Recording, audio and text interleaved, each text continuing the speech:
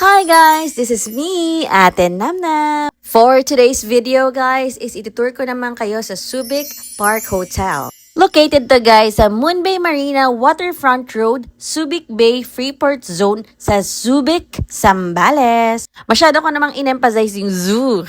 Anyway guys, yung feel nitong hotel guys is very homey. Matagal-tagal ko na rin talaga gusto magstay dito. Pero yun nga, hindi kami nabibigyan ng opportunity. Pero for today's video guys, isinubukan natin. And I booked it through Agoda. Tingnan nyo naman guys, yung feel niya is parang home talaga. Alam mo yung parang bahay ng lola mo. Nothing against guys maganda yung feel niya. As a lola's girl, gusto ko talaga yung feels niya. And ang pang-open niya, kahit ganyan, is keycard guys. Tingnan mo naman, may little coffee nook. At talagang dito pa rin makikita mo yung feels na para kang nasa bahay. Even the furniture guys is parang pang bahay talaga siya. Feel mo talaga yung pagka-homey ng hotel na to. And of course, that's me. Hi! Ang masasabi ko lang sa room guys is very spacious siya. Well, meron din siyang, refrigerator, meron na rin siyang coffee, meron siyang glass.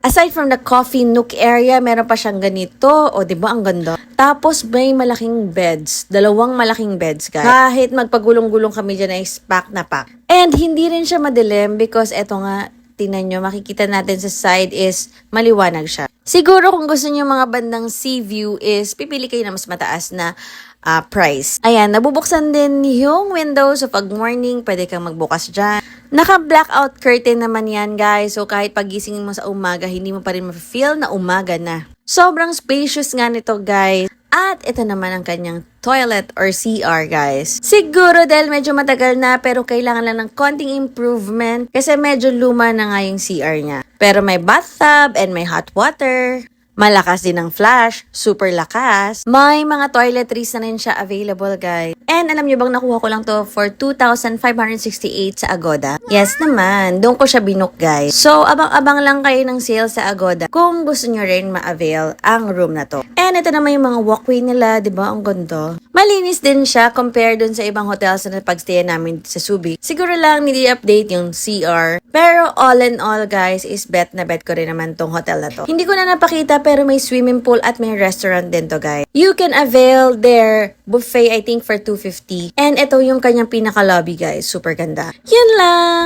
Kung magstay pa ako ulit ito, yes, of course. Mura siya, cozy, malinis, may wifi, medyo hindi lang malakas.